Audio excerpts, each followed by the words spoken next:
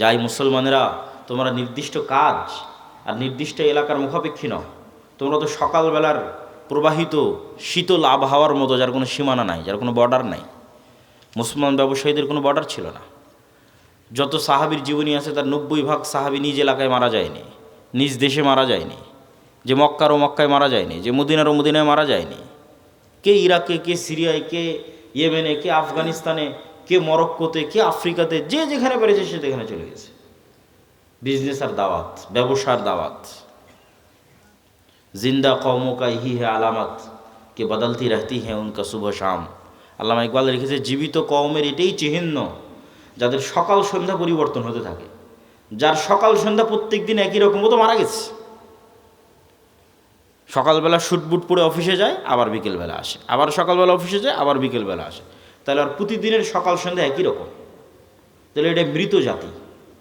আর মরু যাযাবর বিদহীন, আজ এখানে 5 দিন থাকলো গরু ছাগল উঠ নিয়ে, 5 দিন পর আবার 100 কিলোমিটার দূরে আর এক জায়গায় চলে গেছে। ওখানকার যুদ্ধ, ওখানকার পরিবেশ ভিন্ন। আবার দাওয়াত, আবার ব্যবসা নিয়ে আর এক এলাকায় চলে গেছে, সেখানকার পরিবেশ, সেখানকার সমস্যা ভিন্ন। আবার ওখান থেকে 1 বছর 2 বছর পর আবার আর এক জায়গায় চলে গেছে ব্যবসা দাওয়াত নেওয়ার। প্রত্যেক দিনের সকাল আর সন্ধ্যা পরিবর্তন হচ্ছে। এটা জীবিত জাতি, এটাই মুসলমান উম্মাহ। আর ইউরোপীয় উপনিবেশে মুসলমানদের শেখালো তোমরা চাকরি করো, দিয়ে আমরা হয়ে গেলাম গোলাম। ব্যবসায়ী হতে হবে, টাকা ইনকাম করতে হবে, প্রচুর পরিমাণে মসজিদ মাদ্রাসায় টাকা দিতে হবে। আমি আগে মনে করতাম, বাংলাদেশ ছাড়ার আগে, ইউরোপ যাওয়ার আগে মনে করতাম যে আমরা মুসলমানেরাই মনে হয় বেশি দানের কথা বলি আর বেশি দান করি। ইউরোপ ঘোরার পর, ইংল্যান্ড ঘোরার পর আমার এই ভুল ধারণা ভেঙে গেছে। আমাদের চাইতে ওরা বেশি দান করে, ওরা বেশি ডোনেট করে। এই জন্য তো খ্রিস্টান মিশনারিগুলো এত পাওয়ারফুল। এগুলো সরকারি টাকা নয়, এগুলো আপনাদের মতো সাধারণ মানুষের দানের টাকা।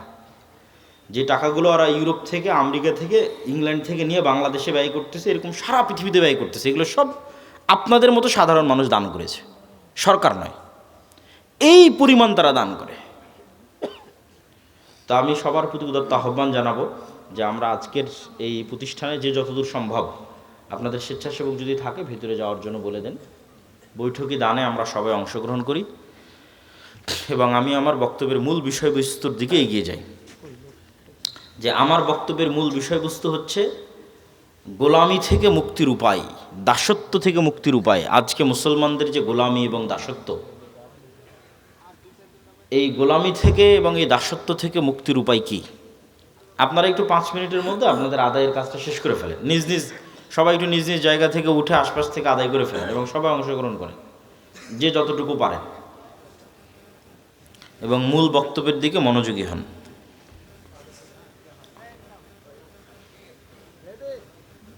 তো আমার মূল বক্তব্যের বিষয়বস্তু হচ্ছে মুসলমানদের যে দাসত্ব এবং গোলামি, এই দাসত্ব এবং গোলামির জিঞ্জির থেকে মুক্তির উপায় কী।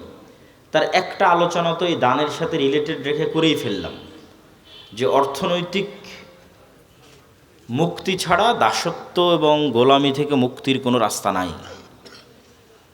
এবং এই অর্থনৈতিক মুক্তির গুরুত্ব বুঝাতে গিয়ে রাসূল সাল্লাল্লাহু আলাইহি ওয়াসাল্লামের অসংখ্য ঘটনা আপনাদের সামনে এবং রাসূল সাল্লাল্লাহু আলাইহি ওয়াসাল্লামের দিক নির্দেশনা আপনাদের সামনে তুলে ধরলাম। এখানে আরও একটা পয়েন্ট তুলে না ধরলেই নয়। আমরা আজকে যেই লেভেলের গোলামি এবং দাসত্বে আছি, ঠিক এই লেভেলের অথবা এর চেয়ে বেশি গোলামি এবং দাসত্বের জিঞ্জিরে আবদ্ধ ছিল বানু ইসরাইল। কারা বলেন তো? বানু ইসরাইল কারা? কে বলতে পারবেন? হাত উঠান। বানু ইসরাইল কারা? কে বলতে পারবেন? হাত উঠান। ইয়াকুব আলাইহিস সালামের বংশধর। জাযাকাল্লাহ খায়র, সুন্দর। ইব্রাহিম আলাইহিস সালাতু ওয়াস সালামের 2 ছেলে, ইসহাক এবং ইসমাইল। 2 ছেলের নাম কি? ইসহাক এবং ইসমাইল। ইসমাইল থাকলো এই যে মক্কা এখানে ইন্ডিকেট করেছিলাম, ইসমাইল থাকলো এখানে। আর ইসহাক হচ্ছে ওই যে ফিলিস্তিনের জেরুজালেম।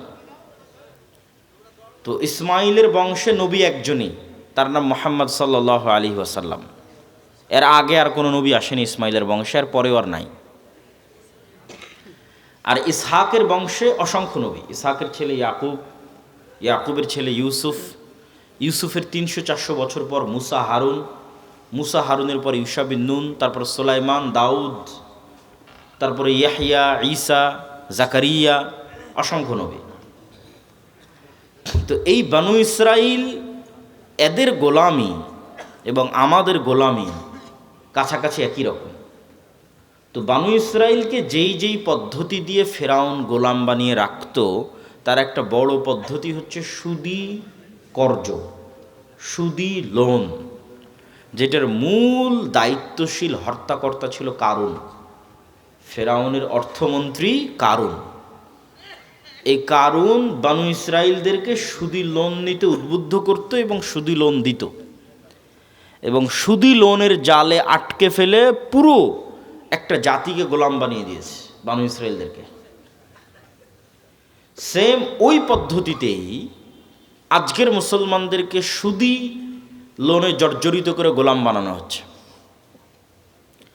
আজকের মুসলমানদের গোলাম বানানোর দুইটা উপায়,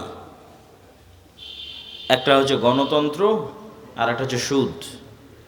কিন্তু মুসলমানেরা নিজেরাও জানে না যে এই দুই পদ্ধতির মাধ্যমে তারা কেমনে গোলাম আছে। জি, মহিলারাও এই দানে অংশগ্রহণ করবেন নিজ নিজ দায়িত্বে। তো সুদ এবং গণতন্ত্রের মাধ্যমে মুসলমানেরা কেমনে গোলাম আছে, এটা একটু বোঝার চেষ্টা করতে হবে, নাহলে খুব কঠিন হবে আমাদের মুক্তির রাস্তা। আল্লামা ইকবাল লিখছেন, नए ज़माने के आज़र ने तरश वाए हैं सनम और इंसार खुदाओं में बड़ा सबसे वतन है, इसका जो पैराहन है वो मज़हब का कफन है। যে আজকে আধুনিক যুগে নতুন মূর্তি তৈরি হয়েছে, ওই যুগে ইব্রাহিমের পিতা আজর যে মূর্তি তৈরি করত সেই মূর্তি নয়। আজকের হিন্দুদের যে মা কালী, মা দেবী, মা দুর্গা আছে সেই মূর্তি নয়। আজকে মুসলমানদের ঘরে এবং বাড়িতে নতুন মূর্তি প্রবেশ করেছে। এই নতুন মূর্তি কি? এই নতুন মূর্তির নাম হচ্ছে সেকুলারিজম, ধর্মনিরপেক্ষ মতবাদ। এই নতুন মূর্তির নাম হচ্ছে ন্যাশনালিজম, জাতীয়তাবাদ। এই নতুন মূর্তির নাম হচ্ছে ডেমোক্রেসি, গণতন্ত্র। এই নতুন মূর্তির নাম হচ্ছে সোশ্যালিজম, সমাজতন্ত্র। মুসলমানেরা পৃথিবীর যে প্রান্তেই যান, তাদের পায়ে এই জিঞ্জিরগুলো বাঁধা আছে, এগুলো তারা ভেঙে বের হতে পারতেছে না, কোনো মতেই না। কেউ জাতীয়তাবাদের বেড়া জালে আটকে আছে, কেউ গণতন্ত্রের, কেউ ধর্মনিরপেক্ষ মতবাদের। কিন্তু সে ঠিকই বলতেছে আমি আল্লাহকে মানি, রব হিসেবে, ইলাহ হিসেবে আল্লাহর ইবাদত করি, সালাত আদায় করি, কিন্তু এই মূর্তির বেড়া, এই মূর্তির যে দাসত্ব, এটা ভাঙতে পারতেছে না। তো গণতন্ত্র কিভাবে এবং সুদ কিভাবে আমাদের গোলাম বানায়, আপনাকে আগে বুঝতে হবে গোলামির চিহ্ন কি। কেন বলা হচ্ছে বানু ইসরায়েলরা গোলাম? কেন বলতেছি আমরা গোলাম? নেতার আলামত কি? গোলামের আলামত কি? দেখেন, বানু ইসরায়েলরা নবীর সন্তান হওয়ার পরেও মুসা আলাইহিস সালাতু ওয়াস সালামকে বলতেছে লান নুমিনা লাকা হাত্তা নারাল্লাহা জাহরাতান। মুসা, যতক্ষণ তোমার আল্লাহকে না দেখব ততক্ষণ তোমার তাওরাতে ঈমান আনবো না। অথচ এই বানু ইসরাইল এখনই 2 দিন আগে, 1 সপ্তাহ হয়নি, চোখের সামনে দেখেছে সমুদ্র ফেড়ে রাস্তা তৈরি হয়েছে, ফেরাউন ডুবে মরে গেছে। এই দৃশ্য নিজে চোখে দেখার পর মানুষ কেমনে বলতে পারে যে মুসা, তোমার আল্লাহকে না দেখা পর্যন্ত তোমার তাওরাতে ঈমান আনবে না? কেমনে বলতে পারে? উত্তর একটাই, এরা হচ্ছে ন্যারো মাইন্ডেড গোলাম, সংকীর্ণ মনা। 300 বছর থেকে গোলামি করে আসতেছে, এই জন্য স্বাধীন নেতা মুসার সাথে চলতে পারতেছে না। তারা বলল, মুসা, এই মরুভূমি, সিনাই মরুভূমি, এখানে পানি নাই, এই সমুদ্রের লবণাক্ত পানি ভালো লাগে না। ওই ইস্তাসকা মুসা লিকওমি ফাকুল নাজরিব বিআসাকাল হাজার ফানফাজারাত মিনহু ইসনাতা আশারাতা আইনা ক্বাদ আলিমা কুল্লু উনাসিম মাশরাবাহুম। যে মুসা, পানির ব্যবস্থা করো। মুসা আলাইহিস সালাম লাঠি দিয়ে পাথরে আঘাত করলেন, মরুভূমিতে পানি তৈরি হয়ে গেল। এবার বললো, মুসা, খাবারের ব্যবস্থা করো। মুসা আলাইহিস সালাম আল্লাহকে বললেন, জান্নাত থেকে মান্না এবং সালোয়া, বিশেষ পাখি, বিশেষ মাশরুম, যে বিশেষ মাশরুমের বর্তমান বাজার মূল্য কেজি প্রতি 5 লক্ষ টাকা গড়ে, এখন বাজার মূল্য। ওই বিশেষ মাশরুম আর পাখি জান্নাত থেকে আসতো, রাতের বেলা তাদের গাছের ডালে, তাদের বাড়ির চালে থাকতো ঝুলন্ত অবস্থায়। এই খাবার 1 দিন 2 দিন খাওয়ার পর তারা বলতেছে, লান নাসবিরা আলা তুআমিন ওয়াহিদ ফাদউ লানা রাব্বাক। এই এক খাবার আমাদের ভালো লাগে না, তোমার আল্লাহকে বলো এই মরুভূমি থেকেই পেঁয়াজ, রসুন, আদা, চাল, ডাল সব উৎপাদন করে দিতে। এ হলো গোলাম কওম। গোলাম হলে এরকম ছেঁচড়া হয়, বুঝতে পেরেছেন? এরা তো নবীর সন্তান, এরা এরকম হলো কখন? 300 বছর থেকে গোলামি করতে করতে এরকম ন্যারো মাইন্ডেড ছেঁচড়া হয়ে গেছে। তা ওইটার সাথে আপনি আমাদের স্বভাব মিলাবেন, তাদের স্বভাবের সাথে একটু পরেই মিলাবো। আল্লাহ সুবহানাহু ওয়া তাআলা এদেরকে বললেন, ঠিক আছে তোমরা শাকসবজি খেতে চাও, এটা তো মরুভূমি, পাশেই বাংলাদেশের মতো উর্বর ভূমি আছে, তার নাম জেরুজালেম, ফিলিস্তিন, বিজয় করলেই হয়, যুদ্ধ করে বিজয় করো। তখন ওরা বলছে, ইযহাব আনতা ওয়া রাব্বুকা ফাকাতিলা, মুসা তুমি আর তোমার আল্লাহকে যুদ্ধ করো, আমরা পারবো না। ইন্না ফিহা কওমান জাব্বারিন লান নাদখুলা ফিহা হাত্তা ইয়াখরুজু মিনহা, আরে ওখানে তো বিশাল দেহের অধিকারী জাব্বারিন কওম আছে, ওরা যতক্ষণ বের না হবে আমরা ততক্ষণ যাব না। আল্লাহ তাদের উপর আযাব নাজিল করলেন 40 বছরের, ইয়াতিহুনা ফিল আরদি 40 সানা, 40 বছর পাগলের মতো মরুভূমিতে ঘুরপাক খাও। 40 বছর পর ক্ষমা করে দেওয়া হলো, ঈসা বিন নুনের মাধ্যমে হাতে তওবা করে জেরুজালেম বিজয় হলো। আল্লাহ সূর্যকে থামিয়ে দিলেন, জেরুজালেম বিজয় করার তৌফিক দিলেন। এত 40 বছরের শাস্তি পাওয়ার পর আল্লাহ সুবহানাহু ওয়া তাআলা সূর্যকে থামিয়ে দিয়ে ওদের জেরুজালেম বিজয় দিচ্ছেন। তারপরে আল্লাহ ওদের বলতেছেন, যখন তোমরা এই শহরে প্রবেশ করবা তখন সুজ্জাদান, তখন মাথা নত করে সিজদা অবস্থায় প্রবেশ করবা, আর মুখে বলবা হিত্তাতুন নাগফির লাকুম। যদি হিত্তাতুন বলো, হিব্রু ভাষায় হিত্তাতুন মানে আস্তাগফিরুল্লাহ, তাহলে তোমাদের ক্ষমা করে দেবো। এরা আল্লাহর এত বড় নিয়ামত পাওয়ার পরও জেরুজালেমে যখন প্রবেশ করলো তখন পিছন আগে দিল, মাথা উপরে দিল, আর মুখে হিত্তাতুনের জায়গায় বলল হিনতাতুন। দাউদ এবং সুলাইমান আলাইহিস সালামের যুগে আল্লাহ বললেন, দাউদের কোরআন তেলাওয়াত শোনার জন্য শনিবারের দিন সমুদ্র এবং নদীর মাছেরা একত্রিত হয়, তোমরা শনিবারের দিন এই মাছগুলোকে ধরিও না। তারা বলল, ঠিক আছে শনিবারের দিন ধরবো না, মাছগুলোকে আটকে রেখে দিল, রবিবারের দিন ধরলো। যে আল্লাহ আপনি তো শনিবারের দিন ধরতে মানা করেছে, শনিবারের দিন তো ধরিনি, মাছ আটকে রেখে দিয়ে কী বারে ধরেছে? তাহলে 2 নম্বরই বুদ্ধিতে 1 নাম্বার না 2 নাম্বার? না বাংলাদেশিদের চেয়ে বেশি না কম? এইবার মিলাতে পারবেন যে আমি যে বলতেছি যে গোলাম আমি, আপনি কেমনে গোলাম হচ্ছি সেটা বুঝতে পারবেন যে 2 নাম্বার বুদ্ধিতে আমরা বাংলাদেশের আছি না নাই। এই হলো বানু ইসরাইল। 2 নাম্বারই বুদ্ধি, ছেঁচড়ামি, মিথ্যা, চুরি, দুর্নীতি, ধোঁকা, এই জিনিসগুলো যার মধ্যে আছে সে এমনি গোলাম। তাহলে এই জিনিসগুলো কোথায় থেকে তৈরি হয়? ওটাই তো গোলাম তৈরির কারখানা। এবার আশা করি বুঝতে পেরেছেন, এটা তৈরি হয় গণতন্ত্র থেকে আর সুদী অর্থনীতি থেকে। কেমনে হয় সেটাও বুঝিয়ে দিচ্ছি, তাহলে আপনি বুঝবেন গণতন্ত্র হচ্ছে গোলাম তৈরির কারখানা। তো আমরা তো অলরেডি ব্রিটিশদের 190 বছর ঔপনিবেশিক শাসনে গোলাম ছিলাম। গোলামি করতে করতে আমাদের রক্তের মধ্যে 2 নম্বরই মিথ্যা, ধোঁকা এগুলো মিশে গেছে। আমরা আর ওই গোলামির বেড়াজাল থেকে বেরিয়ে আসতে পারছি না। কেন? পূর্ণাঙ্গ স্বাধীনতা আমাদের হয়নি। 47 থেকে নিয়ে আজ পর্যন্ত 70-80 বছরে আমরা ব্রিটিশ কাঠামোর মধ্যেই আছি। Bangladesh army is a legacy of British army. এই বাংলাদেশ আর্মি পাকিস্তান আর্মির খণ্ডিত অংশ, Pakistan army Indian army, Indian army British army. ফলত ব্রিটিশ আর্মিতে যা rules and regulation and law ছিল তাই বাংলাদেশ আর্মিতে ফলো হয়, কোনো 19-20 নাই। তারপর আমাদের যে কোর্ট, এটা ব্রিটিশ কোর্ট, সেটাই হুবহু ফলো হয়।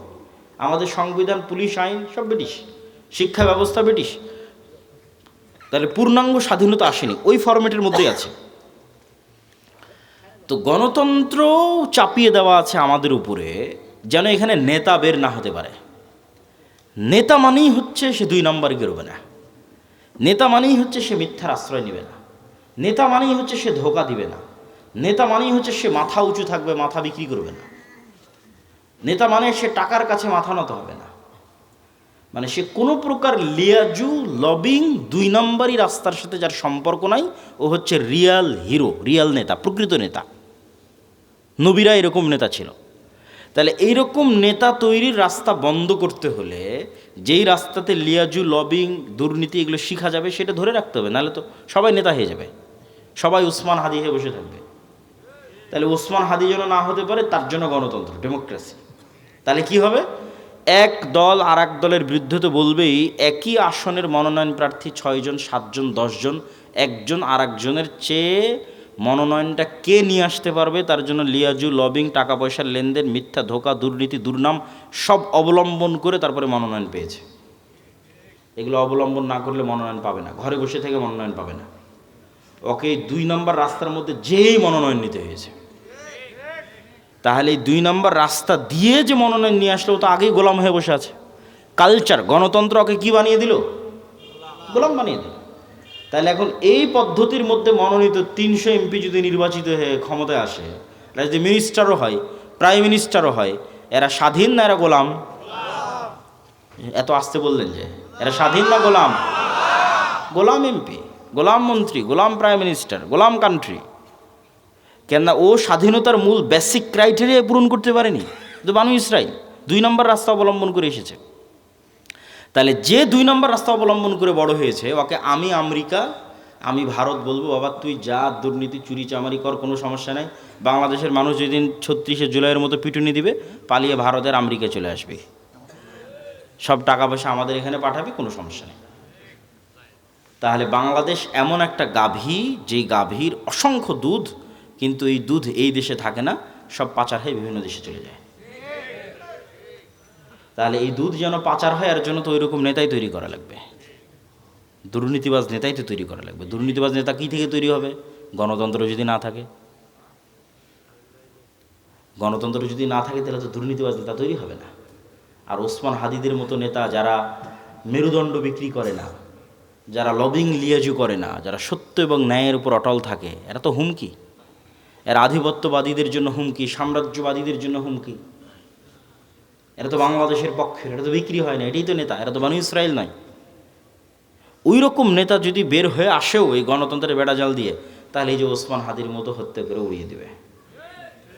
বাংলাদেশের মানুষ কত অসহায়, যে বাংলাদেশের 90% মানুষ একটা রাজনৈতিক দল খুঁজে পায় না যে তার কথা তার মতো করে বলতে পারবে। এই ওসমান হাদি একজন ছিল যে বাংলাদেশের মানুষের কথা বাংলাদেশের মানুষের মতো করে বলতে পারত। এই ছেলেটা চলে যাওয়ার পর আর কেউই নাই, এত অসহায় বাংলাদেশের মানুষ।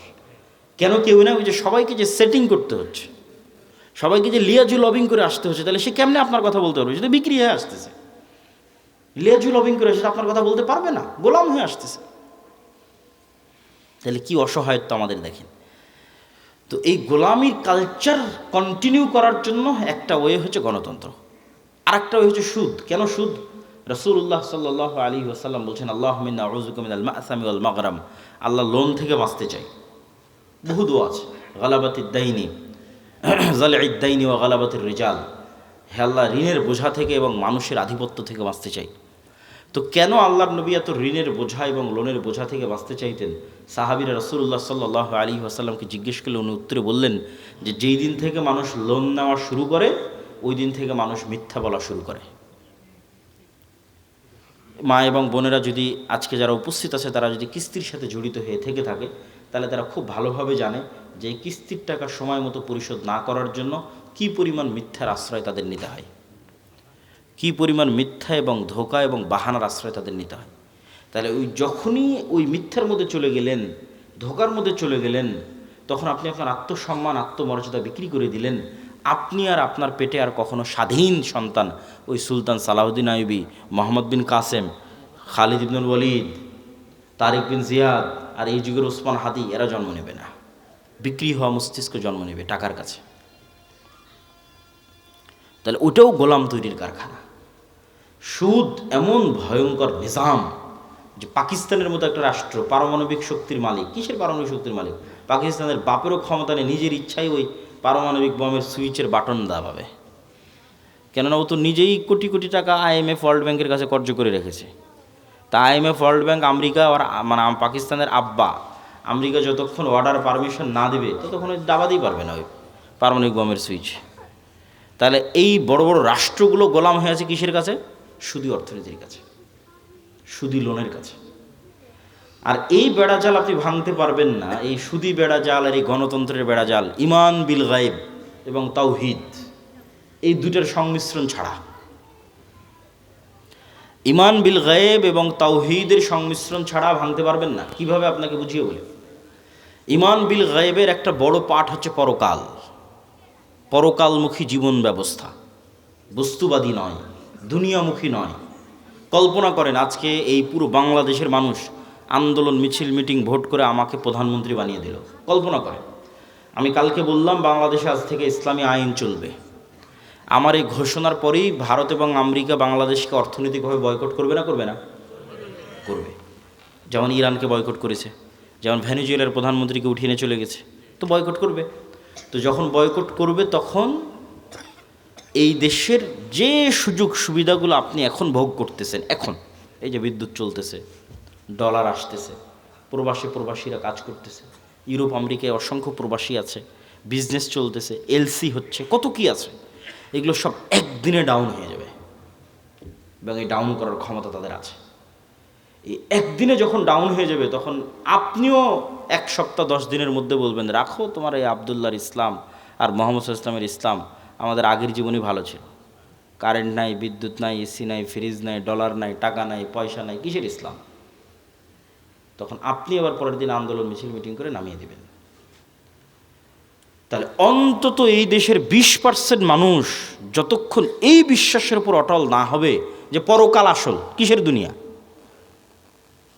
তাদের মতো ওয়ামা নাকামু মিনহুম ইল্লা ইউমিনু বিল্লাহিল আজিজিল হামিদ, পুরো একটা সম্প্রদায় আগুনের মধ্যে ঢুকে যাচ্ছে, মা সন্তান সহ আগুনের মধ্যে ঢুকে যাচ্ছে।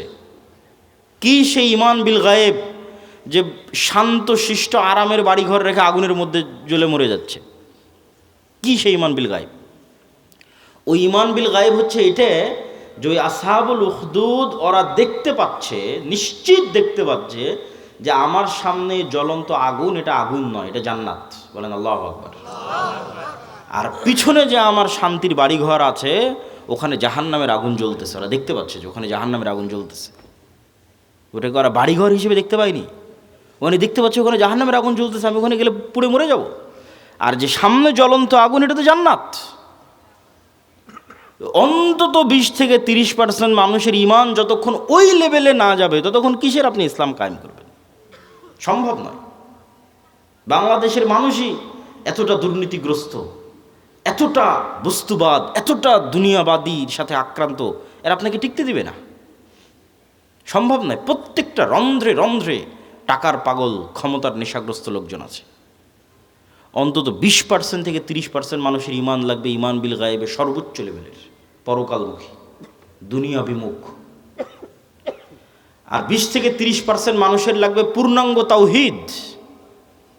আল্লামা ইকবাল লিখেছেন, ये दौर अपने बराहिम की तलाश में है, যে আজকের যুগের মুসলমানদের সকল সমস্যার সমাধানের একটাই রাস্তা, এই যুগের ইব্রাহিম লাগবে।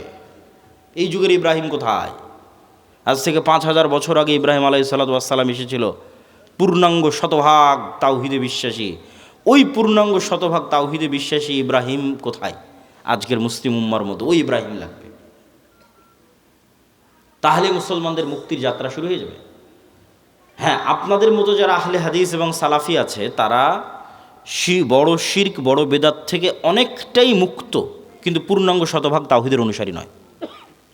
কিভাবে এটা আপনাকে বুঝিয়ে বলি যে কেমনে আপনি পূর্ণাঙ্গ শতভাগ তাওহীদের অনুসারী নন। ঠিক আছে, আপনি কবর মাজারে গিয়ে সিজদা দেন না, তাবিজ কবজ ব্যবহার করেন না, কিন্তু এই আপনি বিড়ি সিগারেটে আসক্ত। তাহলে যখন আপনি বিড়ি সিগারেটে আসক্ত তখন আপনার ইলাহ ওই বিড়ি সিগারেট। আমি বলিনি, আল্লাহ নিজে কোরআনে বলেছে যে তার নফস ইলাহু হাওয়া, তার ইলাহ হচ্ছে তার নিজের অন্তরের কামনা। ঠিক আছে, আপনি কবরকে ইলাহ মানেননি, কিন্তু ইলাহ তো আপনার নিজের নফসকে বানিয়ে রেখেছে। ইলাহ তো কোনো অবৈধ প্রেমিকাকে বানিয়ে রেখেছে, ইলাহ তো টাকার নেশাকে বানিয়ে রেখেছে, ইলাহ তো ক্ষমতার নেশাকে বানিয়ে রেখেছে। ওই টাকার জন্য আপনি সব করতে পারেন, হালাল হারামের বাস বিচার নাই। ওই ক্ষমতার জন্য আপনি সব করতে পারেন, ওই নারীর জন্য সব করতে পারেন, মনের প্রবৃত্তি পূরণ করার জন্য সব করতে পারেন। তাহলে তো আপনি শতভাগ তাওহীদপন্থী নন। তাহলে তো আপনি ইব্রাহিম আলাইহিস সালাতু ওয়াস সালামের মতো হতে পারলেন না, যে ইব্রাহিম আলাইহিস সালাম এবং ইসমাঈল আলাইহিস সালাম আসলামা ওয়া তাল্লাহু লিল জাবিন, নিজের ইচ্ছার বিরুদ্ধে গিয়ে সন্তানকে জবাই করতেছে, আর সন্তান নিজের ইচ্ছার বিরুদ্ধে গিয়ে জবাই হওয়ার জন্য রাজি হয়ে যাচ্ছে। কেন? সিদ্ধান্তটা আল্লাহর। এটা হলো শতভাগ তাওহীদ, যে আল্লাহর সিদ্ধান্তের সামনে পরিপূর্ণ আত্মসমর্পণ। তাহলে শতভাগ তাওহীদপন্থী 20% থেকে 30% মানুষ, আর ইমান বিল গায়েবে সর্বোচ্চ স্তরের 20-30% মানুষ হওয়া ছাড়া পূর্ণাঙ্গ ইসলামী বিপ্লব সম্ভব নয়। এই দাওয়াত আজকে আমি দিচ্ছি না, এই দাওয়াত শাহ ইসমাইল শহীদ দিয়ে গেছে আজ থেকে 100-150 বছর আগে।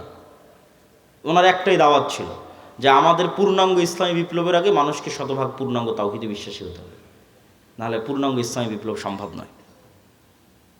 শতভাগ তাওহীদে বিশ্বাসী এবং ঈমান বিল গায়বে ইয়াকিন আছে এরকম 20-30% মানুষ লাগবে পুরো বাংলাদেশের। তাহলে এর উপর ভিত্তি করে পূর্ণাঙ্গ ইসলামী বিপ্লব কায়েম হবে। পূর্ণাঙ্গ ইসলামী বিপ্লবের সকল ক্রাইটেরিয়া রেডি আছে, শুধু ওই রকমের যোগ্য মানুষ নাই। তারপরে কি লাগবে? তারপরে আরও দুটো জিনিস লাগবে।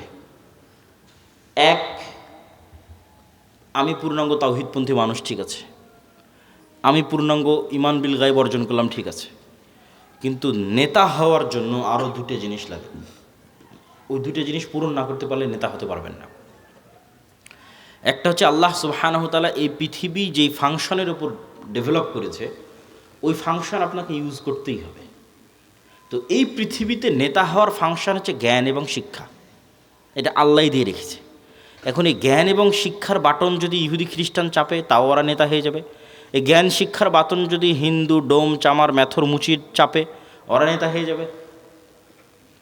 আল্লাহ কখনো তার রুলস ভাঙেন না। এখন এই নাটোর, এই এলাকার নাম কি? নাটোর সাধুপাড়া, এই অঞ্চলের যুবকেরা যদি মদ বিড়ি cigarette TikTok video YouTube BPL IPL জুয়া online betting free fire PUBG এগুলো নিয়ে ব্যস্ত থাকে, আর ওইদিকে ইসরায়েলের ইহুদি আর ইউরোপ আর আমেরিকার খ্রিস্টান ওরা যদি জ্ঞান অর্জনে ব্যস্ত থাকে ওদের সন্তানেরা, আল্লাহ বলবেন না, আল্লাহ তার রুলস ব্রেক করে বলবেন না যে ইহুদি খ্রিস্টান তোরা থাম, তোদের নেতা বানাবো না, আমার নাটোরের কিছু মদখোর জুয়াখোর বান্দা আছে ওদের নেতা বানাবো। এইটা আল্লাহ করবেন না। নেতা হতে হলে গোলামির জিঞ্জির আপনাকে নিজে হাতেই ভাঙতে হবে, সেটা জ্ঞান এবং শিক্ষা। জ্ঞান এবং শিক্ষায় সর্বোচ্চ স্তর অর্জন করার চেষ্টা ছাড়া নেতা হওয়ার আর কোনো রাস্তা পৃথিবীতে নাই। নেতা হওয়ার এই রাস্তা আল্লাহই নির্ধারণ করেছে। তলুতকে আল্লাহ বলছেন বাস্তাতাং ফিল ইলমি ওয়াল জিসম, যে আমি তলুতকে বানু ইসরাইলের নেতা বানিয়েছি, জ্ঞানে বড় তাই, জ্ঞানে বেশি তাই। আদমকে ফেরেশতা এবং জিনের উপর শ্রেষ্ঠত্ব দিয়েছি, জ্ঞানে বেশি তাই। আল্লাহ সুবহানাহু ওয়া তাআলা নিজের রুবুবিয়ত এবং উলুহিয়তের চ্যালেঞ্জ দিয়েছেন তার জ্ঞান দিয়ে, সবার চেয়ে অসীম জ্ঞানের অধিকারী তিনি। তাহলে শক্তিশালী হওয়ার নেতা হওয়ার রাস্তা জ্ঞান, যে গ্রহণ করবে সে নেতা হবে, আল্লাহ বাধা দিবেন না। আর মুসলমান যদি গ্রহণ না করে কি করার বলেন? কিছুই করার নাই। তাহলে 3 নম্বর রাস্তা হচ্ছে জ্ঞান অর্জন করতে হবে। 4 নম্বর রাস্তা সত্যবাদিতা এবং ন্যায়পরায়ণতায় অটল থাকতে হবে, পাহাড়ের মতো। যেটাতে আলোচনা শুরু করেছি যে 2 নম্বরই ধোঁকাবাজি, এগুলো যে গণতন্ত্র এবং সুদ থেকে আসে, ওটার বিপরীতটাই হচ্ছে সত্যবাদিতা ন্যায়পরায়ণতায় অটল থাকা, ওসমান হাদিদের মতো। কিন্তু মুসলমানদেরকে আমরা ইসলামটা বুঝাতেই পারলাম না।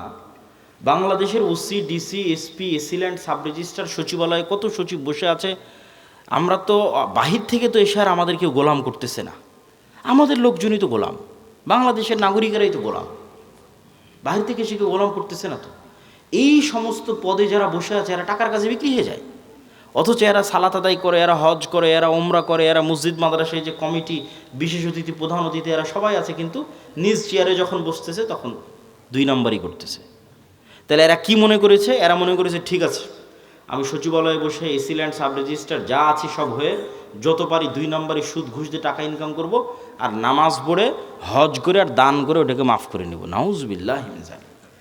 তাহলে আমরা হুজুররা এটা বুঝাতে পারিনি, আলেম ওলামা বুঝাতে পারিনি ইসলাম কি।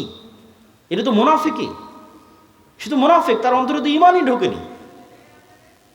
তার সালাত কি, তার সিয়াম কি, তার হজ কি, সে তো মুনাফিক।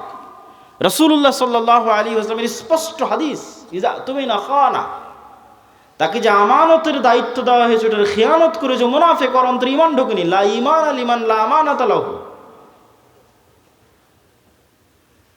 তাহলে মুনাফিকের হারাম টাকার দুর্নীতির টাকার কিসের ইবাদত? বরং ওর উল্টাটা, ও যদি কোনো বড় ইবাদত নাও করে, কোটি কোটি টাকা দান নাও করে, তাহাজ্জুদের রাতের সালাত নাও আদায় করে, হজ নাও করে, শুধু ওর যে চেয়ারে বসে আছে ওসি ডিসি এসপি মন্ত্রী সচিব এসিল্যান্ড, এই চেয়ারে চুল পরিমাণ অন্যায় না করে, তাহলে এদের হজের চেয়ে, এদের রাতের তাহাজ্জুদের সালাতের চেয়ে এবং অন্যদের কোটি কোটি টাকা দানের চেয়ে সে শ্রেষ্ঠতম নেকির অধিকারী হবে। রাসূলুল্লাহ সাল্লাল্লাহু আলাইহি ওয়াসাল্লাম বলেছেন সাবআতু ইউজিল্লুহুমুল্লাহ ইয়াওমা লা জিল্লা ইল্লা জিল্লুহু। 1 নম্বরে ইমামুন আদিল, 7 শ্রেণীর যারা বিশেষ আল্লাহর ছায়া পাবে, এখানে সবাই আছে, নামাজি আছে, দানবীর আছে, সবাই আছে, কিন্তু 1 নম্বরে জায়গা দেওয়া হয়েছে পদে বসে ন্যায়পরায়ণ যে। ও তো এমনি সবচেয়ে বড় নেকির কাজ, ওর জন্য তো এমনি জান্নাত। ও তো আল্লাহর গুণে গুণান্বিত হয়েছে। আল্লাহ যেমন বিচারের আসনে বসে শতভাগ ন্যায়পরায়ণ, আল্লাহ যেমন রাজত্বের আসনে বসে শতভাগ ন্যায়পরায়ণ, আল্লাহর মহৎ গুণ হচ্ছে আল্লাহ ন্যায়পরায়ণ, আল্লাহ জুলুম করেন না। ইন্না হারামতু যুলমা আলাইয়া, মানুষ হয়ে যে আল্লাহর গুণে গুণান্বিত হতে পারে, আল্লাহু আকবার, এটা কত বড় ইবাদত যে মানুষ হয়ে ওসি তারপরে ডিসি, এসিল্যান্ড, সাব রেজিস্ট্রার, সচিব, এই চেয়ারে বসে সে দুর্নীতি করবে না ন্যায় করবে, এটা অনেক বড় ইবাদত। আর এই চেয়ারে বসে দুর্নীতি করে সেই টাকা দিয়ে হজ করবে, সেই টাকা দিয়ে মসজিদ মাদ্রাসায় দান করবে, এটা মুনাফিক। আমরা মানুষকে দিন বুঝাতে পারিনি। রাজনীতিবিদদের হাতে ক্ষমতা নেই, ক্ষমতা এদের হাতে। রাজনীতিবিদরা তো 5 বছরের জন্য আসে যায়, ভোট করে, কিন্তু এদের চাকরিতে রিটায়ার্ড না হওয়া পর্যন্ত থাকে। এরা যদি বলে যে আজ থেকে আমরা বিক্রি হব না কোনো দলের কাছে, দেশ একদিনে ঠিক হয়ে যাবে, একদিনে। তো এরা কাদের ঘরের সন্তান? আমাদের ঘরের সন্তান, আমাদের ছেলে মেয়ে। পুলিশে কারা, আর্মিতে কারা, সচিবালয়ে কারা, বিসিএস পরীক্ষা কারা দেয়? আমার আপনার ছেলে মেয়ে। এদের আমাদের ঠিক করতে হবে দাওয়াত দিয়ে। নতুন প্রজন্মকে সত্যবাদিতা এবং ন্যায়পরায়ণতা অটল হতে হবে। এটাই তো গোলামি থেকে মুক্তির রাস্তা। ওই দিন থেকেই তো দেশ স্বাধীন। সম্মানিত উপস্থিতি, তাহলে 2টা পয়েন্ট বললাম নেতা হওয়ার, এক শিক্ষা এবং জ্ঞান, আর এক সত্যবাদিতা এবং ন্যায়পরায়ণতা। থাকলেই মানুষ নেতা হয়ে যাবে, অটোমেটিক নেতা হয়ে যাবে, কিচ্ছু করা লাগবে না, আল্লাহ নেতা বানিয়ে দিবে তাকে। আর এবার 4 নাম্বার পয়েন্ট, যেটাতে বক্তব্যের শেষের দিকে যাব, সেটা হচ্ছে এই গুণে গুণান্বিত মানুষেরা যখন আসবে, যারা তাওহীদে বিশ্বাসী, ঈমান বিল গায়বে ইয়াকিন রাখে, জ্ঞানে সর্বোচ্চ, আবার তাকে কেনা যায় না, এই মানুষগুলো পৃথিবীর জন্য হুমকি। এদের উপর জুলম নেমে আসবে, এদের উপর বাধা নেমে আসবে, এদের উপর অত্যাচার নেমে আসবে। এই জন্য এদের বাঁচার রাস্তা হচ্ছে আল্লাহর সাহায্য। এদের বাঁচার রাস্তা কি? দুনিয়ার শক্তি দিয়ে বাঁচার কোনো রাস্তা নেই।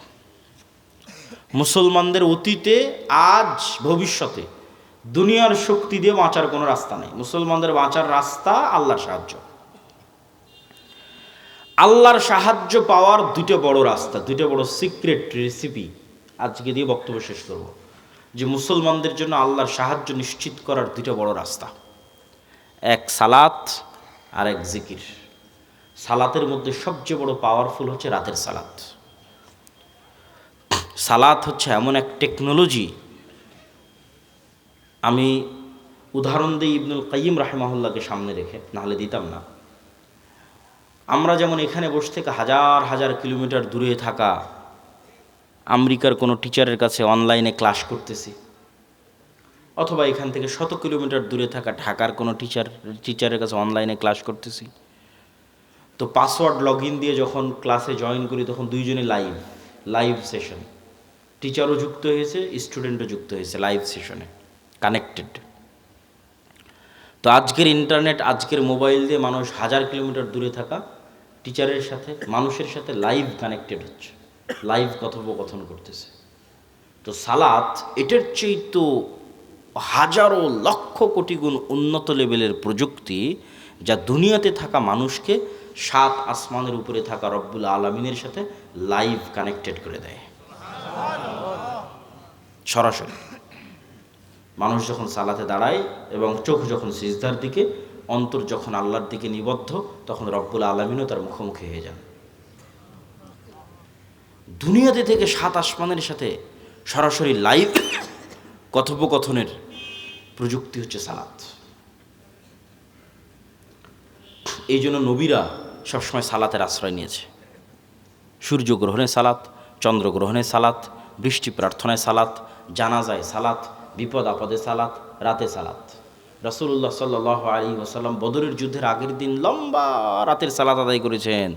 আবু বকর রাদিয়াল্লাহু তাআলা আনহু বলছেন, কাফাকা মুনাশাদাতাকা রাব্বাক, হে রাসূলুল্লাহ, হে আল্লাহর নবী, আপনি নবী হয়ে আল্লাহর কাছে এত মোনাজাত করা লাগে, এত দোয়া করা লাগে, যথেষ্ট হয়েছে, বাস, আর করার দরকার নাই, আল্লাহ তো আপনাকে এমনি সহযোগিতা করবে।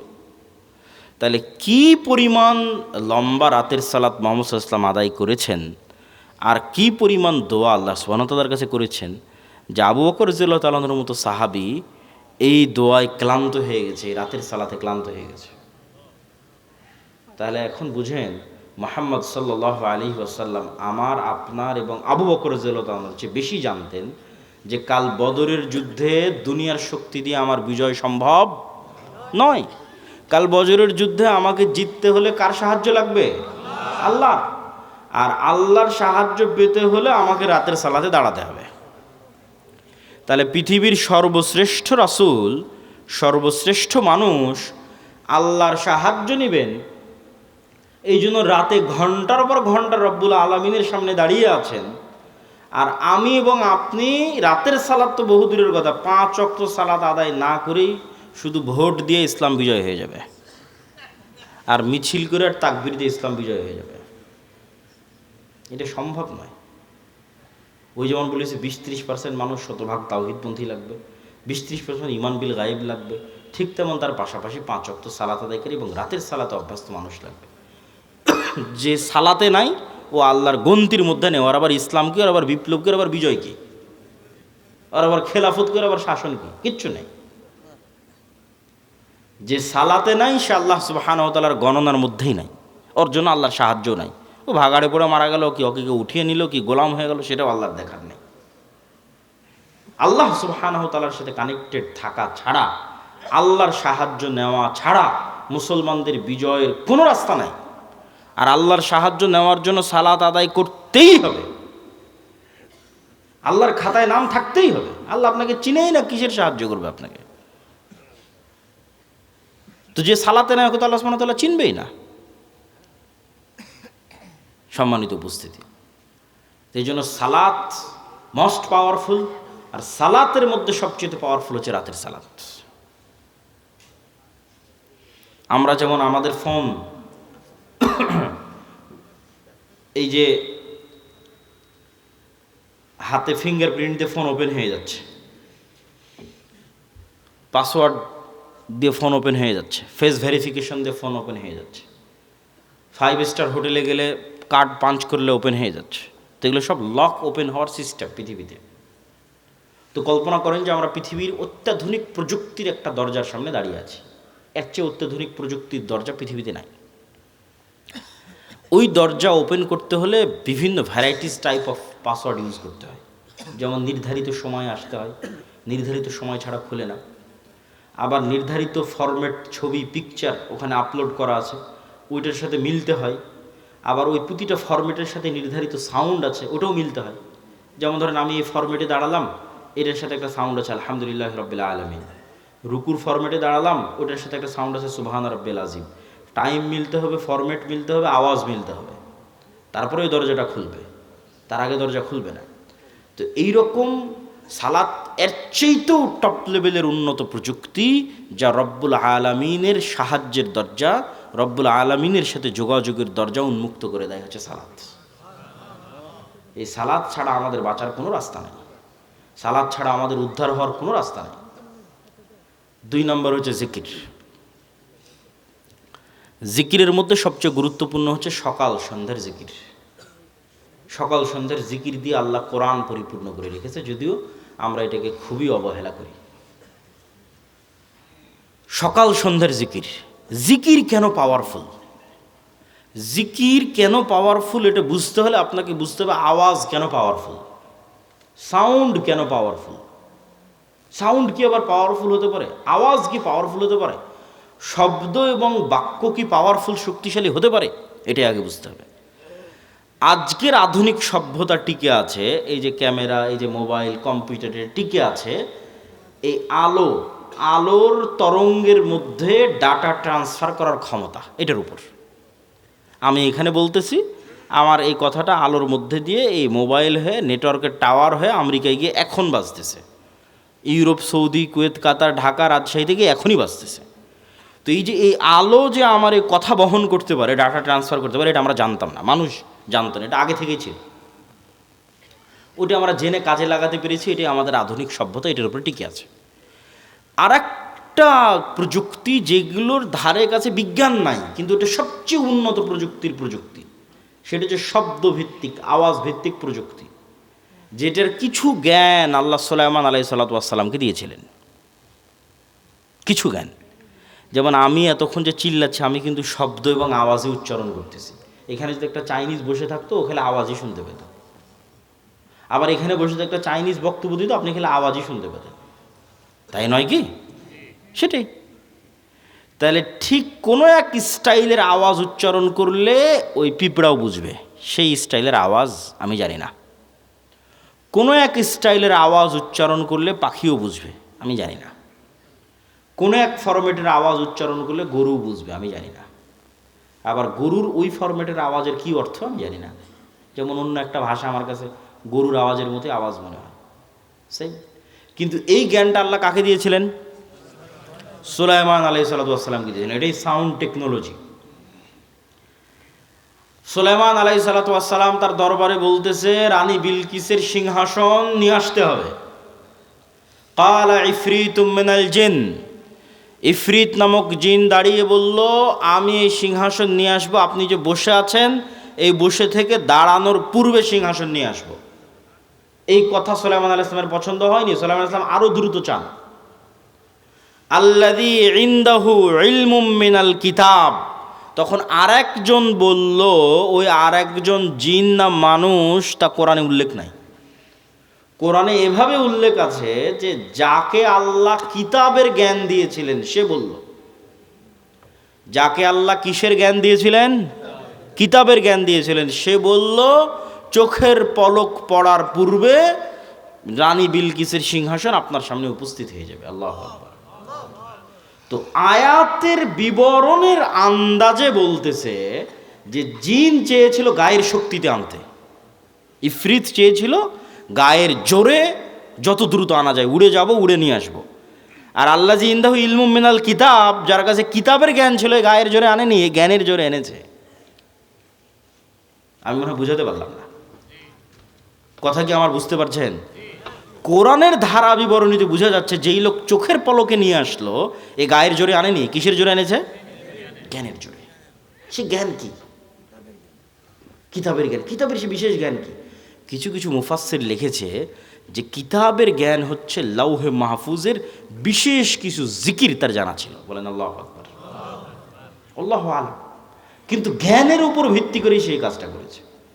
তো বিশেষ কোনো সাউন্ড, বিশেষ কোনো জিকির যেটা ব্যবহার করে সে চোখের পলকে ওই সিংহাসনকে ওখান থেকে উঠিয়ে সুলাইমান আলাইহিস সালামের কাছে নিয়েছে, যেই জ্ঞান কিতাবের জ্ঞান, বিশেষ কোনো কিতাবের জ্ঞান তার কাছে ছিল। তো sound most powerful all over the world, সবচেয়ে পাওয়ারফুল। আল্লাহ সুবহানাহু ওয়া তাআলা পৃথিবী ধ্বংস করার যে সিস্টেম তৈরি করেছেন, সেই সিস্টেম আওয়াজ ভিত্তিক। ইসরাফিল বাঁশিতে ফু দিবে, আওয়াজ তৈরি হবে, সে আওয়াজে আসমান জমিন নক্ষত্র গ্রহরাজি সূর্য চন্দ্র সব ভেঙে চৌচির হয়ে যাবে। আল্লাহ সুবহানাহু ওয়া তাআলা মানুষকে পুনরুজ্জীবিত করার যে সিস্টেম তৈরি করেছেন, ওটা আওয়াজ ভিত্তিক। ফেরেশতা জিন মানুষ সব যখন মারা যাবে, কতদিন এভাবে মৃত অবস্থায় থাকবে আল্লাহ ভালো জানে। কুল্লুমান আলাইহা ফান ওয়া ইয়াবকা ওয়াজহু রাব্বিকা যুল জালালি ওয়াল ইকরাম। তারপরে যখন আল্লাহ জীবিত করতে চাইবে, ইসরাফিলকে তৈরি করে ইসরাফিলকে বাঁশি দিয়ে ফু দিতে বলবে, ওর আওয়াজে মানুষ কবর থেকে জীবিত হয়ে হাঁটতে থাকবে। আওয়াজ খুবই পাওয়ারফুল, কিন্তু ওই আওয়াজের জ্ঞান থাকতে হবে যে কোন আওয়াজ পাওয়ারফুল, কোন শব্দ পাওয়ারফুল। তো আল্লাহ সুবহানাহু ওয়া তাআলা উম্মতে মুহাম্মাদিকে সবচেয়ে বড় পাওয়ারফুল জিনিস দিয়ে দিয়েছে, যেটা মূসা আলাইহিস সালামের লাঠির চেয়ে পাওয়ারফুল, যেটা মূসা আলাইহিস সালামের পাথরের চেয়ে পাওয়ারফুল, যেটা বানু ইসরাইলের তাবুত কোরআনে আছে দেখবেন। এই তাবুত এখন এই ইহুদিরা খুঁজে পাগলের মতো, কোথায় সেই তাবুত? এরা মনে করে যে এই মসজিদে আকসার মাটির নিচে তাবুত রাখা আছে। ওই তাবুত একটা বাক্স, যেই বাক্সে মূসা আলাইহিস সালামের লাঠি ছিল, যেই বাক্সে মূসা আলাইহিস সালামের ওই পাথর ছিল, যে পাথর থেকে 12টা ঝর্ণা তৈরি হয়েছিল, ঠিক আছে, মূসা আলাইহিস সালামের কাপড় চোপড় ছিল, এরকম আরও কিছু মজেজা সম্বলিত জিনিস বিভিন্ন নবী রাসূলের এই তাবুত নামক বাক্সের মধ্যে ছিল। যে যুদ্ধে ওরা এই তাবুত বাক্স নিয়ে যেত, ওই যুদ্ধে ওদের বিজয় হয়ে যেত। ওই বাক্স ওরা হারিয়ে ফেলেছে, ওই বাক্স ওরা এখনও খুঁজতেছে। তো ওই তাবুত বাক্সের চেয়ে আর ওই মূসা আলাইহিস সালামের লাঠির চেয়ে আর ঈসা আলাইহিস সালামের হাতের মাধ্যমে যে মানুষ জীবিত হয়ে যেত, সেটার চেয়ে মোস্ট পাওয়ারফুল জিনিস হচ্ছে এইটা। কি জন্য? এটা সরাসরি আল্লাহর নিজের আওয়াজ। বলেন আল্লাহু আকবার। কোরআন সরাসরি আল্লাহ সুবহানাহু ওয়া তাআলার নিজের সাউন্ড, আল্লাহর শব্দ, আল্লাহর বাক্য যা জিব্রাইল হয়ে মুহাম্মদ সাল্লাল্লাহু আলাইহি ওয়াসাল্লাম হয়ে আমাদের পর্যন্ত পৌঁছেছে। আল্লাহু আকবার। আর আল্লাহ সুবহানাহু ওয়া তাআলার শব্দ এবং বাক্যের চেয়ে পাওয়ারফুল কিছু নাই পৃথিবীতে। সব অসম্ভব সম্ভব হয়ে যাবে। এই জন্য শ্রেষ্ঠতম জিকির হচ্ছে কোরআন। পৃথিবীর সব অসম্ভব সম্ভব করা সম্ভব আল্লাহ সুবহানাহু ওয়া তাআলার জিকির দিয়ে। সম্মানিত উপস্থিতি, বক্তব্যের শেষের দিকে চলে এসেছে। আজকে যা আলোচনা আপনাদের সামনে করতেছি, এই প্রায় সব আলোচনাই আমার আল্লাহর পথে যাত্রা এই বইয়ের মধ্যে লেখা আছে, দলিল সহ। আজকে তো অত দলিল আলোচনা করতে পারলাম না। এই বইটা প্রত্যেকটা মসজিদ, স্কুল, কলেজ, ইউনিভার্সিটি, লাইব্রেরি, দাওয়া সেন্টারে রেখে সপ্তাহে অন্তত একদিন 1 পৃষ্ঠা 2 পৃষ্ঠা করে পাঠ চক্র করা উচিত, পড়া উচিত, দার্স দেওয়া উচিত। এর সাথে কোনো দল মত কোনো কিছুর সম্পর্ক নেই। সব মুসলমানের জন্য, জানার জন্য, জ্ঞান অর্জনের জন্য, ইমান বিল গায়ব এবং তাওহীদে ইয়াকিন তৈরি করার জন্য, এবং মুসলমানদের গোলামি থেকে আজাদির জন্য কি দরকার তা জানার জন্য প্রত্যেক মসজিদ, প্রত্যেক মাদ্রাসা, স্কুল, কলেজ, ইউনিভার্সিটি, দাওয়া সেন্টার, লাইব্রেরিতে রেখে অন্তত প্রতি সপ্তাহে 1-2 পৃষ্ঠা করে পড়া উচিত। পাশাপাশি আব্দুর রহিমের একটা নতুন বই এসেছে, রাসূল সাল্লাল্লাহু আলাইহি ওয়াসাল্লাম দেখতে যেমন ছিলেন, এই বইটাও মূল্যায়ন করতে পারেন। আর মাসিক আল ইতিসাম, এই যে আপনাদের কাছে আসলাম, 2023 না 22 সালে একবার আসতে চেয়েছি, করোনার কারণে আসা হয়নি, বন্ধ হয়ে গেছে। তাহলে আজ আসতেছি প্রায় 3 বছর 4 বছর পর। আবার কবে আসার সুযোগ হবে তার গ্যারেন্টি নাই। কিন্তু এই একদিনে আসাই যদি যোগাযোগ বিচ্ছিন্ন হয়ে যায়, তাহলে তো এই দাওয়াতের কোনো মূল্য নাই। এই সম্পর্কটা হতে হবে স্থায়ী, আর স্থায়ী হওয়ার সবচেয়ে বড় মাধ্যম হচ্ছে মাসিক আল ইতিসাম। এই মাসিক আল ইতিসামে আমি নিজে নিয়মিত 3টা প্রবন্ধ লিখি, অন্যরা তো লেখেই, আমি লিখি 3টা।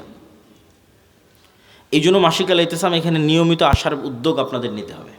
এখানকার যুবক সমাজ, মসজিদের কমিটি হোক, মাদ্রাসার উদ্যোক্তা হোক, অন্তত 5 কপি 10 কপি এখানকার জ্ঞানী, স্কুল, কলেজ, ইউনিভার্সিটি, প্রাইমারি, বিদ্যালয়, যা যেখানে আছে শিক্ষিত মানুষ, তাদেরকে দিয়ে পড়ানোর চেষ্টা করা এবং নিজেরাও পড়ার চেষ্টা করা। 2 নম্বর, আমাদের সাথে স্থায়ী যোগাযোগের মাধ্যম হচ্ছে মক্তব। আমাদের 700 মক্তব আমাদের কাছে ট্রেনিং নিয়েছে।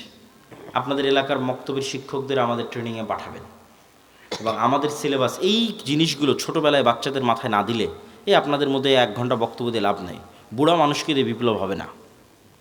আমাদের নতুন প্রজন্মকে তৈরি করতে হবে। এই জিনিসগুলো তাদের মাথায় এখন থেকেই দিতে হবে।